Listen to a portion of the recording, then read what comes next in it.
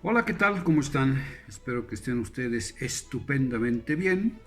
Continuando con estas reflexiones cristológicas y espirituales, hoy quisiera tocar con ustedes un tema de suma importancia en el estudio de la cristología. ¿Qué cosa es la cristología? Es la reflexión desde la fe sobre el misterio de Cristo, tal y como se ha revelado en la persona de Jesús de Nazaret. Eso es la cristología. Y como preámbulo a la cristología es indispensable el análisis riguroso, serio, científico del contexto en el que vivió Jesús de Nazaret. Tanto el contexto social, religioso, político, económico en el que se desenvolvió. Jesús, entre otras muchas cosas, es un profeta. Y el profeta tiene la característica de leer los signos de los tiempos y responder desde la fe, desde la voluntad de Dios, a las exigencias del contexto histórico que le ha tocado vivir. Y Jesús de Nazaret responde entonces pues a su contexto, para poder comprender sus enseñanzas, sus parábolas, pero también sus gestos proféticos. Es necesario entender el contexto al cual está respondiendo. Desde luego que no podemos, en el espacio que nos da estas brevísimas videocápsulas, pues hacer un análisis pormenorizado, detallado, exhaustivo de lo que podemos saber del contexto histórico en el que vivió y murió Jesús de Nazaret. Para eso, pues yo les traigo un libro extraordinario, bueno, uno entre muchos otros que existen a disposición de los que quieran conocer a mayor detalle estos aspectos, pero este es uno extraordinario, escrito por José Antonio Pagola. Es un escritor español extraordinario, que escribe para la alta divulgación, es decir, utiliza un lenguaje sencillo, comprensible. No es un escrito dedicado a los eruditos, aunque está escrito desde la erudición de José Antonio Pagola. Entonces todas las afirmaciones que él hace tienen un peso específico muy importante, tienen un trasfondo de estudio y de digamos, criterios científicos del análisis del contexto de Jesús. Este libro que les presento ahora, Jesús, aproximación histórica de José Antonio Pagola, la editorial es PPC. Lo encuentran ustedes ya incluso en internet. Es un libro de muy fácil acceso a él, pero es un libro tan hermoso que nos invita a leerlo de verdad, y se lee con pasión, con facilidad, y entonces se los recomiendo muchísimo. Estos aspectos del contexto histórico de Jesús, del contexto sociopolítico, económico y religioso, está muy bien tratado por José Antonio Pagola. Entonces se los recomiendo muchísimo. Aquí en esta videocápsula solamente acotaremos algunas de las cosas más importantes que van a incidir en la praxis y en la enseñanza de Jesús de Nazaret. Dividiremos, por la extensión del tema, este análisis en dos videocápsulas. Hoy analizaremos el contexto político y religioso de la Palestina del siglo I de nuestra era, donde vivió, contexto donde vivió y murió Jesús de Nazaret. ¿Ok? Entonces, primero, el contexto político. Palestina, en el tiempo de Jesús, vive bajo el imperio, bajo el yugo del imperio romano. Augusto es el emperador, Herodes el Grande es el reyesuelo de la región de la Galilea, Poncio Pilato es el procurador romano de Judea.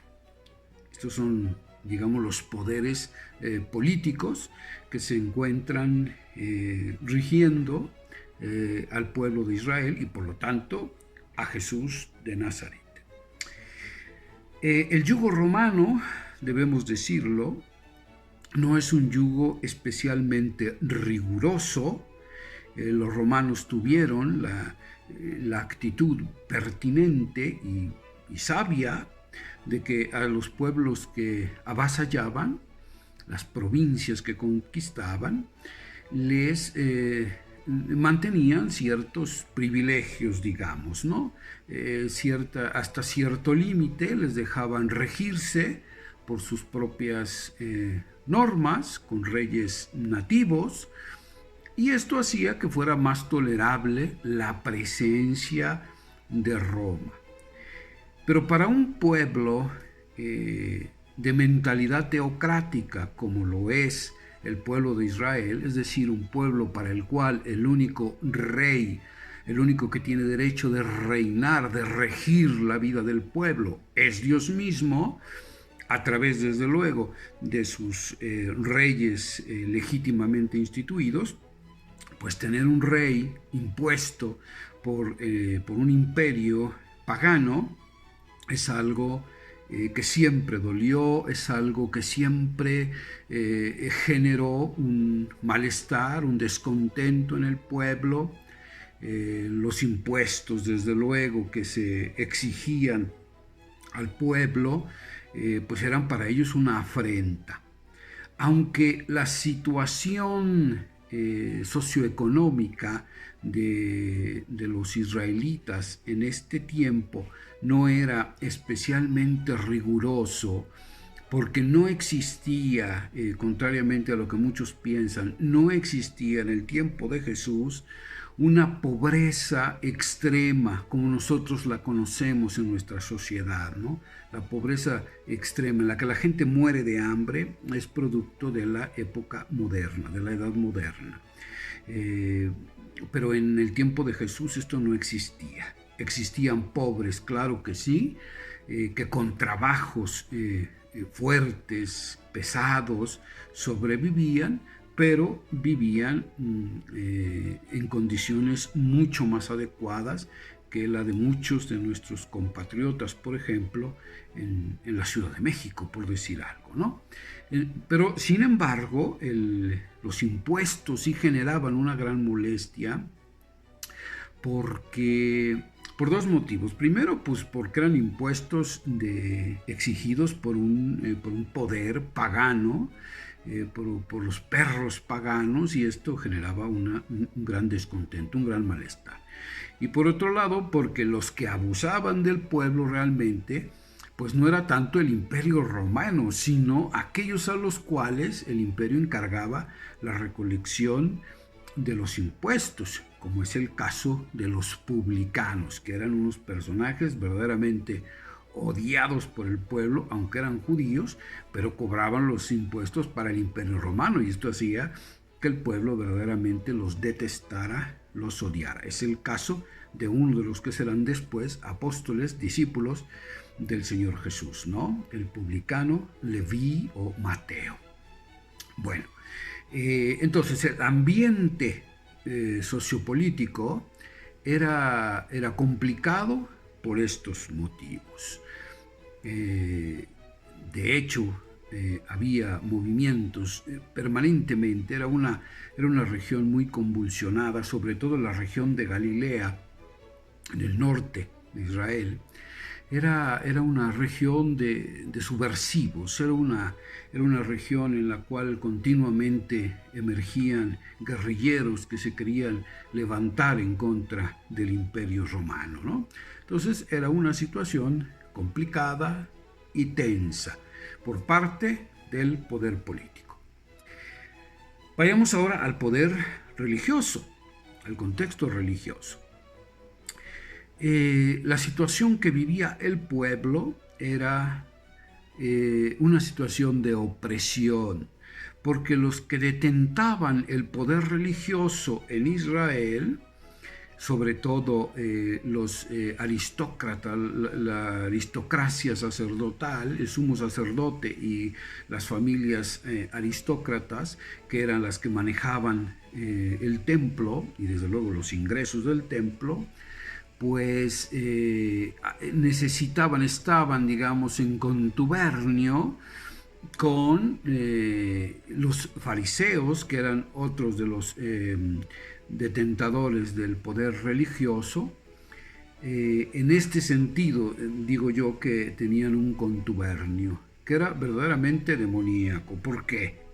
Porque a pesar de las sinceras intenciones, y no lo pongo en duda, de los fariseos, que lo que querían era vivir la ley de una manera radical, la pureza radical tanto de la vivencia de la ley como de la vivencia de los sacrificios en el templo, daba como resultado de todas maneras una explotación terrible para el pueblo.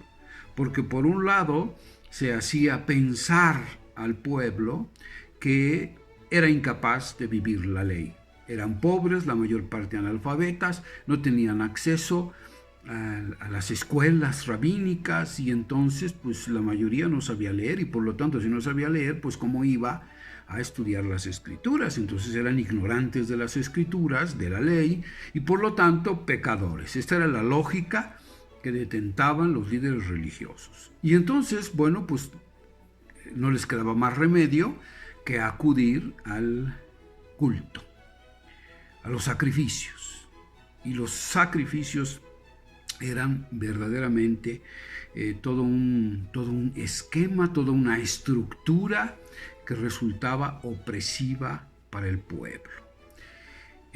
¿Por qué? Pues porque el templo lo que resultaba o venía siendo era un lugar en el que los pecadores tenían que pagar, así aunque suene horrible, pero era la verdad, tenían que pagar para poder expiar sus culpas a través de los sacrificios de animales, los animales que costaban dinero, que generaban ingresos al templo, porque era el mismo templo el que alimentaba, criaba a esos animales, después los vendía, en fin.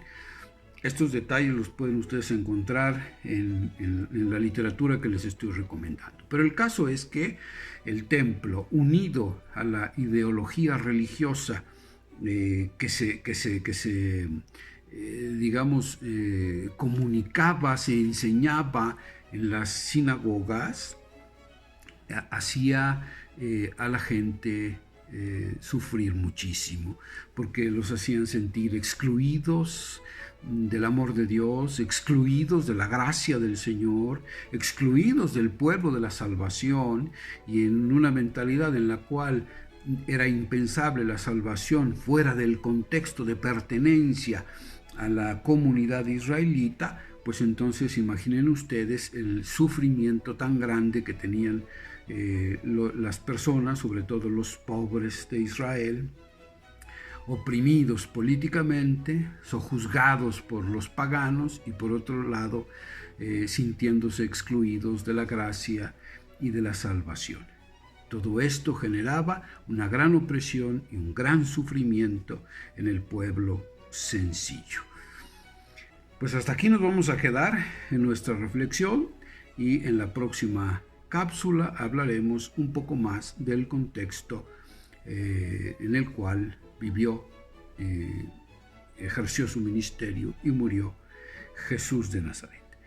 Cuídense mucho y nos vemos muy pronto. Bye.